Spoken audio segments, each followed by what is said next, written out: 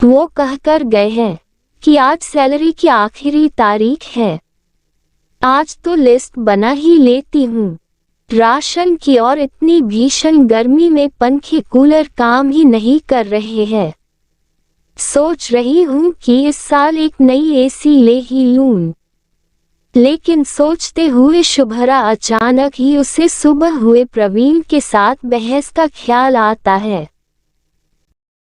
नहीं, अगर मैं एसी के लिए इन्हें तंग करने लगी तो ये फिर मुझ पर बरसेंगे और पिछले महीने की सैलरी का हिसाब पूछने लगेंगे। क्यों नहीं मैं इन्हें एसी किस्त में लेने को कहकर देखती हूँ। लेकिन पहले इन्हें पुराना हिसाब दिखाना होगा, तभी ये तैयार होंगे। चलो कोई बात नहीं। हिसाब की डायरी में 2 महीने के हिसाब लिखने बचे थे। ओफ हो, मुझसे ऐसी गलती कैसी हो सकती है। खैर, घर के कामों को जल्दी निपटा कर मैं ये काम भी जल्द ही कर दूंगी। काम करते करते इतना समय हो जाएगा पता ही नहीं चला। बच्चों को स्कूल से भी तो लेने जाना है। शुभ्रा झटपट नहा धोकर तैयार होती है और अपनी स्कूटी निकाल कर बच्चों को लाने जाती है। रास्ते में स्कूटी का पेट्रोल खत्म हो जाता है। तुरंत पेट्रोल पंप में 300 का पेट्रोल डलवाती है और फिर स्कूल पहुंचती है। स्कूल पहुंचने पर पता चलता है कि आज पेरेंट्स मीटिंग है।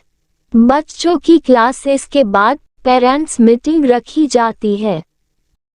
शुभ्रा मन ही मन अपने आप को कोसते हुए कहती है, कुछ काम ठीक से नहीं कर सकती। आज स्कूल में पेरेंट्स मीटिंग है, वो भी याद नहीं रख सकी तो फिर प्रवीण को हिसाब का लिस्ट क्या खाक बना कर दिखाएगी। चेहरे से स्कार्फ हटाते हुए, आधी तो ये गर्मी जान ले रही है। हमारी संजना को देखते ही शुभ्रा के चेहरे पर मुस्कान आ जाती है। संजना, वो देखो मम्मी आ गई। भैया, मम्मा कहाँ थी आप? आपको पता था ना आज पेरेंट्स मीटिंग है। हमारी क्लास आज जल्दी खत्म हो जाएगी, फिर भी आप इतनी लेट हो गए। सॉरी माय डियर, काम के चक्कर में आज पेरेंट्स मीटिंग है, दिमाग से ही उतर गया था। तभी संजू, मम्मी जल्दी जाओ, मैम आपके बारे में 10 बार पूछ चुकी है, सभी के पेरेंट्स आ चुके हैं, सिर्फ आप ही बचे हो। हाँ ठीक है, मैं जाती हूँ। शुभ्रा क्लासरूम में प्रवेश करती है। ओहो Mrs Shubhra, please welcome. Thank you ma'am, कैसे हैं आप? I am fine Mrs Shubhra, and you Mrs Shubhra? I am always fine ma'am, good. तो आपको संजू और संजना ने सारी बातें तो बता ही दी होंगी। नो मैम, एक्चुअली मुझे उनसे बात करने का समय ही नहीं मिला। ओके, कोई बात नहीं मिसेज शुभ्रा, हम आपको बताते हैं। आपको तो पता ही है कि संजू और संजना पढ़ाई में बहुत अच्छे हैं और खेल कूद में भी बहुत अच्छे हैं। अभी कुछ प्रतियोगिताएं होने वाली है स्कूल में। ये प्रतियोगिता हम नहीं, बाहर के कई बड़े स्कूलों द्वारा कराया जा रहा है और इसमें हमारे स्कूल का भी चयन किया गया है। अपने स्कूल के सबसे होशियार बच्चों को ही हम इसमें पार्टिसिपेट करा सकते हैं और हमने इसमें संजू और संजना का भी नाम लिख रखा है। जो बच्चा इसमें अच्छे रैंक से अव्वल आएगा उसे स्कॉलरशिप व बहुत से नॉलेज की क्लासेस फ्री मिलेंगी, जिसका कोई शुल्क नहीं लिया जाएगा। लेकिन स्टार्ट में आपको एक बच्चे के पीछे 3000 रुपए के फॉर्म भरकर जमा करने होंगे। चूंकि संजू और संजना पढ़ाई ही नहीं, खेल कूद व बाकी हर चीजों में होशियार है, इसलिए हमारी प्रिंसिपल मैम ने इनके फॉर्म की शुल्क भी कम की है। और हाँ शुभ्रा जी, ये शुल्क सिर्फ प्रतियोगिता के चलते तक है। जिस बच्चे का चयन हो गया तब तक ठीक है। जिस बच्चे का चयन नहीं हो पाता है उन्हें 1 महीने में उनके फार्म का शुल्क वापस मिल जाएगा। वाह that's great ma'am. Ji Shubhra ji, अब आप बताएं, क्या मैं दोनों बच्चों का फार्म जमा कर दूं? जी मैम, लेकिन आपने ये नहीं बताया कि मुझे कितना शुल्क अदा करना होगा। मिसेज शुभ्रा, जैसा कि मैंने पहले ही आपको बताया कि एक बच्चे के पीछे 3000 फीस है। 2 बच्चों का 6000 होता है, लेकिन हमारी प्रिंसिपल मैम ने इनका रिकॉर्ड देखते हुए फार्म का फीस 5000 कर दिया है, तो आपको सिर्फ 5000 ही देने होंगे और फार्म भरने होंगे। ओके मैम, मैं अभी फार्म भर देती हूँ। ठीक है मैम, अब मैंने फार्म तो भर दिया, अब मैं चलती हूँ। जी मिसेज शुभ्रा, और हाँ, बच्चों को प्रतियोगिता के लिए तैयार करना आपकी जिम्मेदारी है। इधर तो तैयारी कराएंगे ही, लेकिन घर में भी बच्चों का अच्छा ध्यान व नॉलेज की चीजें व बातें आप बताते रहिए। जी मैम, शुभ्रा कहती है। अब तो आपने मेरा काम डबल कर दिया है। कोई बात नहीं, मिशन में अब इसे भी शामिल कर लेते हैं। दोनों हंसते हैं। ओके मैम, अब मैं चलती हूँ। जी Mrs Shubhra, have a good day. Thank you ma'am, okay bye.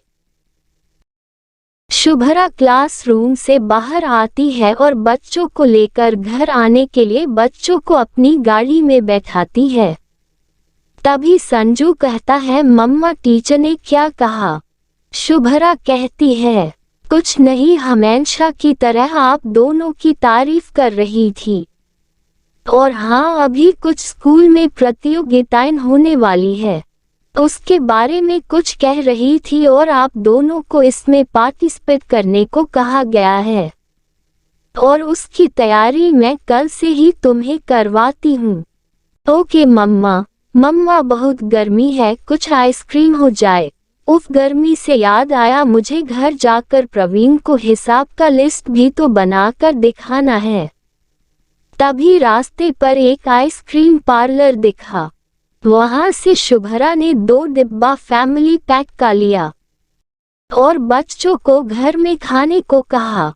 फिर शुभ्रा संजू, संजना को सीधे घर लाती है और बच्चों को फ्रेश करके खाना खाने को कहती है। शुभ्रा बच्चों को खाना देकर घड़ी देखते हुए कहती है, ओ नो, सिर्फ 1 घंटे बचे हैं प्रवीण को आने में। बच्चों के खाना खाते तक मैं जल्द ही हिसाब का लिस्ट बना लेती हूँ। तभी डोल बेल बजती है। अभी कौन होगा? शुभ्रा सोचते हुए जाती है और दरवाजा खोलती है। सामने प्रवीण को और उसके हाथों में मिठाई के डिब्बे देखकर शुभ्रा समझ जाती है कि आज प्रवीण को सैलरी मिल गई है। तभी प्रवीण कहता है, अरे भाग्यवान, अब अंदर भी आने दोगी या बाहर ही खड़े रखोगी? हाँ वेलकम जी, चेहरे में बड़ी मुस्कान रखते हुए।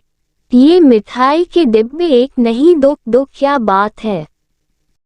आज तो लगता कोई बड़ी खुशखबरी है, हम बताओ।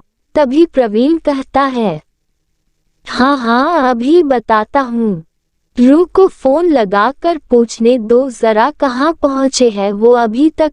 कौन? प्रवीण, कोई मेहमान आ रहे हैं क्या? आपने बताया नहीं, मैंने कुछ तैयारी भी करके नहीं रखी है। अरे सब्र करो शुभ्रा, प्रवीण कहता है। तभी डोरबेल बजती है। प्रवीण कहता है, देखो शुभ्रा, लगता है वही है।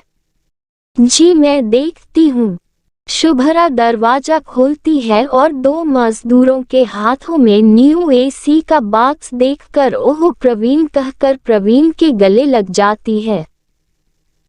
मजदूर एसी अंदर रखकर बकाया लेकर चले जाते हैं।